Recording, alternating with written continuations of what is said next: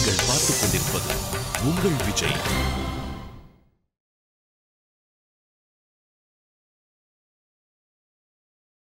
உங்கள் அனைவருக்கும் இனிய காலை வணக்கம். இந்த நாள் நிகழ்ச்சியில் இன்றைய பஞ்சாங்க குறிப்பு.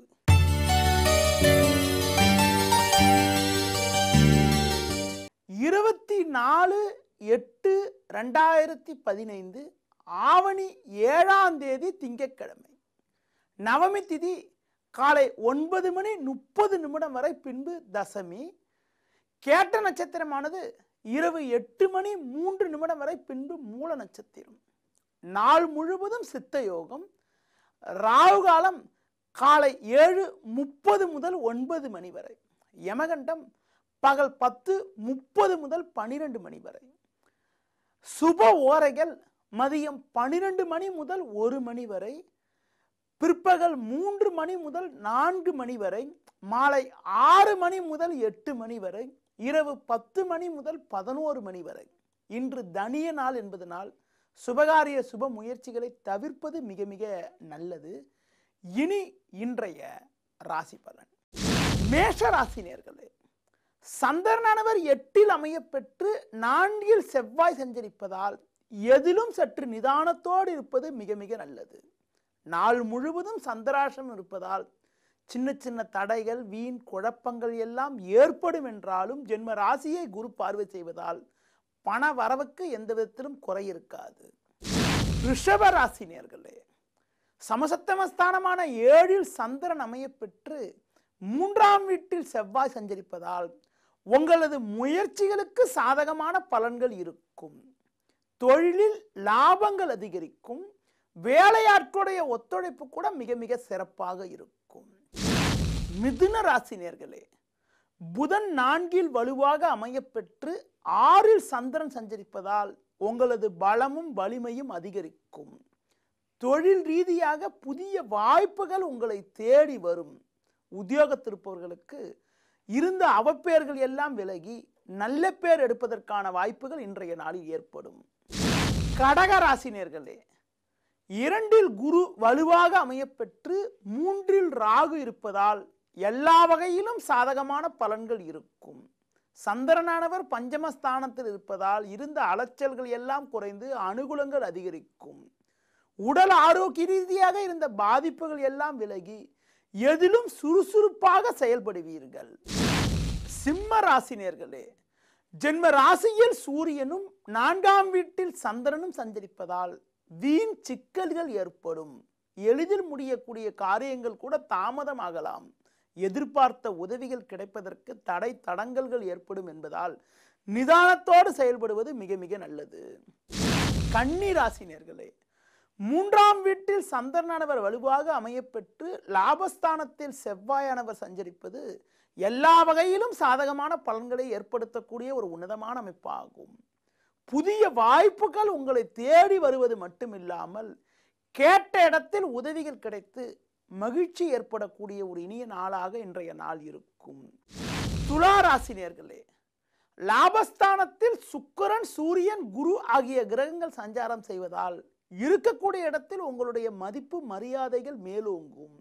செவ்வாய் 10இல் இருப்பதால் பெரிய மனிதர்களுடைய ஆதரவு கிடைப்பது மட்டுமில்லாமல் நல்ல பதவி ஒன்று உங்களை தேடி வருவதற்கான வாய்ப்புகள் கூட இன்றைய நாளில் இருக்கிறது. விருச்சிக ராசினியர்களே, ஜென்ம ராசியில் சந்திரன் அமைய பெற்று 10இல் சூரியன், லாபஸ்தானத்தில் புதன் சஞ்சரிப்பதால் நீங்கள் நினைத்ததெல்லாம் நடக்கும். உடன் இருப்பவர்களுடைய ஆதரவானது மிக மிக சிறப்பாக இருக்கும்.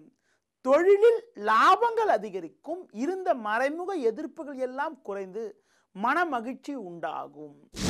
தனுசு ராசினியர்களே, குரு பார்வை என்பது ஜென்ம ராசிக்கு இருப்பது நல்ல அமைப்பு என்றாலும் அஷ்டமஸ்தானத்தில் செவ்வாயும் விரயஸ்தானத்தில் சந்திரனும் சஞ்சரிப்பதால் எந்த செயல் செய்வதென்றாலும் சற்று கவனத்தோடு நிதானத்தோடு இருப்பது மிக மிக நல்லது.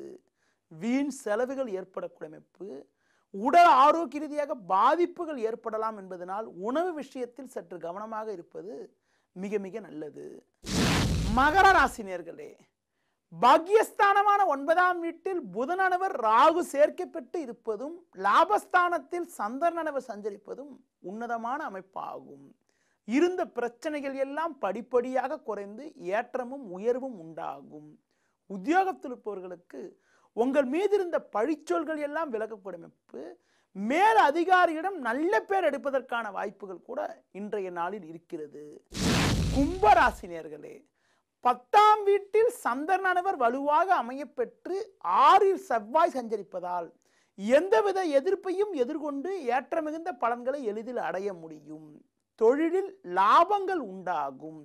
வேலையாட்களுடைய ஒத்துழைப்பு கூட மிக மிக சாதகமாக அமையப்பெற்று பல்வேறு வகையில் எளிதில் அனுகூலமான பலன்களை அடையக்கூடிய ஒரு இனிய நாளாக இன்றைய நாள் இருக்கும். மீன ராசினியர்களே, உங்கள் ராசிக்கு 6ஆம் வீட்டில் சூரியனானவர் வலுவாக அமையப்பெற்று 9இல் சந்திரன் சஞ்சரிப்பதால் எதையும் எதிர்கொள்ளக்கூடிய வலிமை வல்லமை உண்டாகும். இருந்த பிரச்சனைகள் எல்லாம் படிப்படியாக குறையும். தொழிலில் அனுகூலமான பலன்கள் இருக்கும்.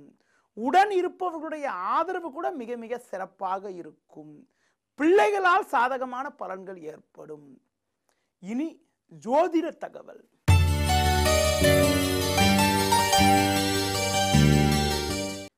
ஜோதிட தகவலில் பிரம்ம முகூர்த்தத்தை பற்றி உங்களிடம் இன்று கூற உள்ளேன்.